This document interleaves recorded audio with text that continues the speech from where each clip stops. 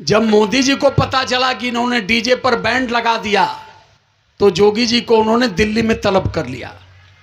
कहा कि ये डीजे पर पाबंद क्यों लगा रहे हो?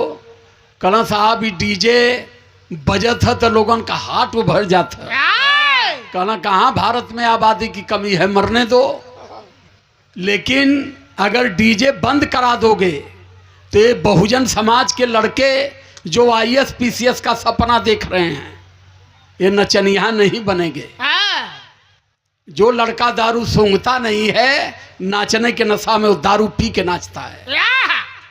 अगर इस समाज में डीजे बंद करा दोगे तो ये समाज तैयार हो जाएगा। इसलिए डीजे को बढ़ाओ। सबसे बड़ी कमी इसमें पेरेंट्स की है। शादी डीजे से नहीं होती, चूंकि हम समाज को बर्बादी से बचाने वाले लोग हैं। बाबा साहब अंबेडकर ने कितनी मेहनत से हम लोगों को यहां तक लाए। अभी 100 साल पूरा नहीं हुआ, बाबा साहब अंबेडकर का संविधान मरणशैया पर है। हमारे नेताओं ने यह हैसियत पैदा नहीं कर पाया कि जिस संविधान को बाबा साहब अंबेडकर अकेले 2 साल 11 महीना 18 दिन में तैयार किया, अकेले करोड़ों लोग मिलकर के संविधान की हिफाजत करने में फेल हो गए। अंग्रेजी बाजा वाला बेचारा पड़ल टेंशन में, 1200 में सट्टा रहल होकर चल गया लवंडा खोजे। लवंडा खोजे गए लेहर दुआरे लावा वाले के सब बारात जाए के तैयारी हो।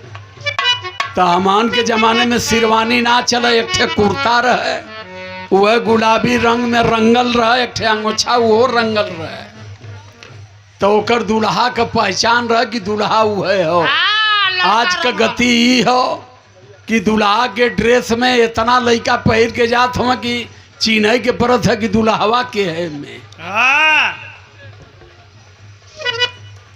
लवंडा गायब हमरे बियाहे में अंग्रेजी बाजा वाला पता पौला कि एक ठे लवंडा बिलरियागंज में खाली है। वहां गयल बेचारा राजदूत से हमसे कहला भैया धबरैया में लवंदा मिल गया। हम कहनी सर वो बारात जात ही, अब तू लवंदा लेके वहां से का करबा? कहला बा हम पहुंचते हैं लवंडा लेके आए लो करे कपारे पर बारे न रह। तब वो बियाह भयल, तब वो लइका पैका भइल, लइका जवान हो गई। लवंडा से क्या मतलब? ये डीजे जो है इस बहुजन समाज का सबसे खतरनाक चीज है। जोगी जी जब मुख्यमंत्री बने तो पहली बार उन्होंने डीजे पर बैंड लगा दिया। उसी समय 17 में मुख्यमंत्री बने, 12 में हम बिरहा संघ के प्रेसिडेंट बने। हर थाना में डीजे बंद होखे लगल। सब फोन करके कि साहब बंद कह देना। यही बिरनो थाना में कई ठे डीजे बंद भईना। फोन कैली दरोगा से, कहनी क्यों बंद किए हैं? कहला मुख्यमंत्री जी आदेश किए हैं।